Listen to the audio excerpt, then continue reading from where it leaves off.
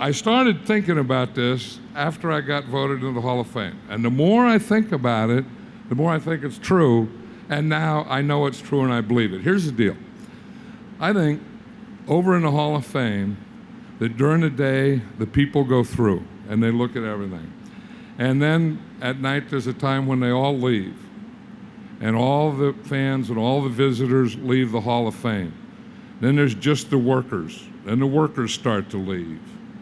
And then it gets down, there's just one person. And that person turns out the light, locks the door. I believe that the busts talk to each other. Who do I think my bust would talk to? Probably every quarterback that's in there, especially the ones that I've sacked.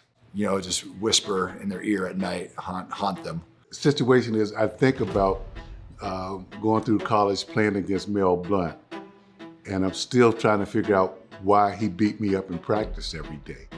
You know, and I didn't want everybody to hear that, so I would wait till the lights go off, and I would, then I would ask him that. And I've been asking him that question for about 4 or 5 years now.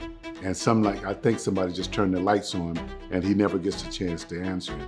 My bust is probably talking trash with Chris Carter, because I remember when I first got in the league, Chris Carter talked a lot of trash. He's probably still talking to me. I don't know if it's smack talk, because I'm not really a smack talk kind of guy. So that would be sort of a change for me.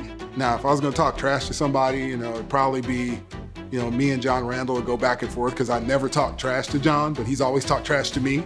So that would be the other piece of like, hey John, what are you doing over there? Because that's what he used to say to me all the time we were on the field and give me ribs and that kind of stuff. So it'd be my turn to sort of rib him for the next 20 years, at least.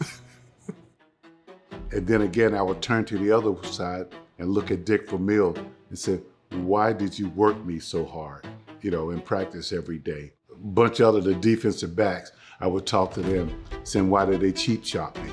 When we played with, Michael Haynes and Darryl Green. Darryl Green was like a net, a mosquito he was small, but you just couldn't get rid of him. He was all up under you all the time. And those are questions I want to ask these guys. Why they always tried to hurt me. There's nothing I can remember I did to these guys. And the bust is frowning at me right now, trying to get to me and beat me up. Why? Oh, my bus runs straight to Deacon Jones and all the legends of the game that blazed the trail of busting the quarterback upside the head. I mean, that's who and what I was. And that's who and what I want to hang out with. So if I'm not in a group conversation with Bruce Smith, Deacon Jones, Johnny Randall, Ricky Jackson, Lawrence Taylor, all them killers of the quarterback, I don't want my bus opening his mouth. I'd like to be a fly on the wall when the lights go out. Man, that's a fun question that you should have over drinks.